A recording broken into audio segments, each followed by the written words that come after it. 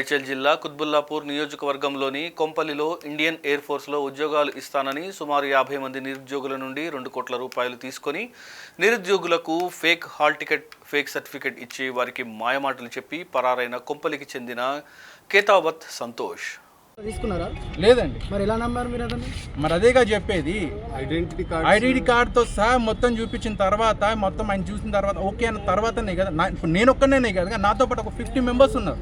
ఆ 50 మెంబర్స్ కూడా వాళ్ళు సేమ్ ఇదే క్యాండిడేట్ అయిపోతుంది. చుట్టుపక్కల ఈవెన్ అపార్ట్మెంట్లో ఇంతవరకు ఇలా అపార్ట్మెంట్ తీసుకుని దాదాపు 3 ఏళ్ళు 4 ఏళ్ళు అవుతుంది. అపార్ట్మెంట్ ప్రతి ఒక్కరికి అమ్మడు ఎయిర్ ఫోర్స్ అని చెప్పి తెలిసి తప్పించి ఇంకేం లేదు.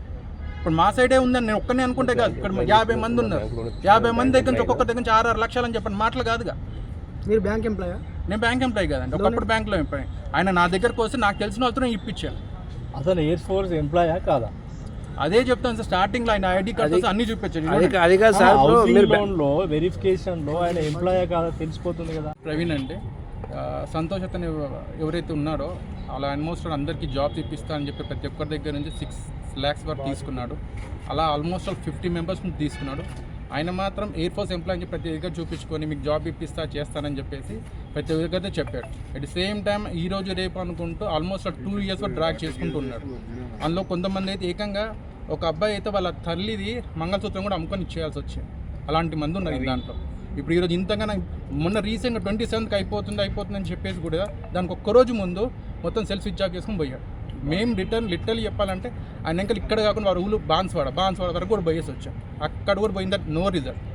ఆ రిజల్ట్ లేక ఇప్పుడు ఆల్మోస్ట్ మేమందరం కలిసి ఆల్మోస్ట్ 50 మంది ఉన్నాం. ఆ 50 మంది కలిసి ఇక్కడ పొల్యూషన్కి వచ్చి కంప్లైంట్ చేయాలని చేస్తాం. అతను మీకు ఎట్లా పరిచయం? అతను హౌసింగ్ లోన్ కావాలని చెప్పి వచ్చాడు. హౌసింగ్ లోన్ కావాలని చెప్పి ఆ టైంలో ఎయిర్ ఫోర్స్ మొత్తం ఐడి తర్వాత పేస్లిప్ అన్ని ఇచ్చాడు. ఇచ్చిన తర్వాత దాని మీద లోన్ చేయించిన తర్వాత ఆయన మంచిగా ఓకే మొత్తం అన్ని వెరిఫికేషన్ అయిపోయింది ఓకే అని చెప్పి అన్నారు. ఆ లోన్ వచ్చిన తర్వాత జెన్యూన్ పర్సన్ అనుకున్నాం. సరే ఇట్లా మా దాంట్లో ఈ రిటర్న్ టెస్ట్లు ఉన్నాయి. ఆ రిటర్న్ టెస్ట్ రాసిన తర్వాత జాబ్స్ వస్తే కాకపోతే బ్యాక్గ్రౌండ్ ఒక 6 lakhs కట్టన్నారు. Return test రాపిచ్చాడు.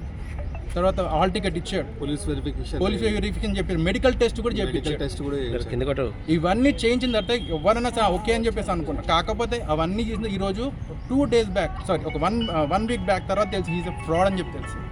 ఇన్ఫ్యాక్ట్ అక్కడ ఏరియా ఉన్న కౌన్సిలర్ కూడా ఈ అబ్బాయి సంతోష్ కదా ఎయిర్ ఫోర్స్ అని చెప్పి ఆయనకు కూడా తెలియదు. చుట్టుపక్కల అంత పేరుంది. సంతోష్ అతను మమ్మల్ని డబ్బులు తీసుకొని జాబ్లు ఇప్పిస్తామని చెప్పి ఆయన ఐడెంటిటీ కార్డు ఆయన ఉన్న అన్ని ఎయిర్ ఫోర్స్లో ఉన్న అన్ని చూపించి మేము నమ్మి డబ్బులు ఇచ్చాము. డబ్బులు ఇచ్చాక ఎగ్జామ్ రాయించి హాల్ టికెట్ ఇచ్చాడు, ఎగ్జామ్ రాయించాడు, పోలీస్ వెరిఫికేషన్ చేయించాడు, మెడికల్ రిపోర్ట్ తీసుకొచ్చాడు గాంధీ హాస్పిటల్ నుంచి. అన్నీ చేసి 27th Mayకి మాకు జాయినింగ్ ఉందని చెప్పేసి 26 రోజు తన ఫ్లాట్ లాక్ చేసుకొని వెళ్ళిపోయాడండి. పోలీస్ వెరిఫికేషన్కి ఎవరు వచ్చారు? పోలీసులు వచ్చిర్రా? జీడిమెట్ల పిఎస్కి వెళ్ళి వచ్చినారు సార్. అంటే పిఎస్ నుంచి వచ్చిర్రా? పిఎస్ దగ్గరికి మమ్మల్ని పంపించాడు. ఇట్లా ఒక లెటర్ ఇచ్చి ఆయనకు పంపిస్తే అక్కడికి వెళ్ళి వెరిఫికేషన్ ఎవరు ఎంక్వైరీ చేసారు మిమ్మల్ని జీడిమెట్ల పోలీస్ స్టేషన్లో? ఎవరు చేసారు పని? మీ సేవలో అప్లై చేసుకుంటే ఆన్లైన్లో మీ సేవలో అప్లై చేసుకుంటే వెరిఫికేషన్ పిఎస్కి వెళ్తే పిఎస్కి జాబ్ ఉందని చెప్పి లెటర్ తీసుకెళ్తే వాళ్ళు ఆన్లైన్లో అప్రూవ్ చేస్తారన్న. అంటే మన పేరు పైన ఏమన్నా పోలీస్ సర్టిఫికేషన్ ఏమన్నా ఎఫ్ఐఆర్ ఉందా లేదా అని చెప్పి వాళ్ళు వెరిఫై చేస్తారు. అయితే అందులో వెరిఫై చేసి ఓకే చేసినారు. మనం ఏమనుకుంటాం మామూలుగా మాకు జెన్యున్గా తెలిసింది ఓకే.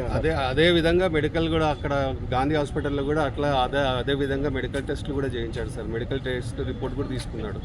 అన్నీ చేసి అందరినీ నమ్మించేసి ఒక్కొక్కరి దగ్గర మినిమం 6 lakhs, మ్యాక్సిమం చాలా మంది దగ్గర చాలా డబ్బులు తీసుకున్నారు. చాలామంది ఇంకా బయటికి రాలేదు, ఎందుకంటే ఇది ఏమవుతుందో ఏదో అని వాళ్ళు కూడా వెనకాల ముందు ఉన్నారు. ఇంకా రేపు చాలామంది వస్తారు. ఆయనను పట్టుకొని మాకు న్యాయం జరిపించి ఆయన కఠినమైన చర్యలు తీసుకోవాలని చెప్పి మేము కోరుతున్నాం సార్.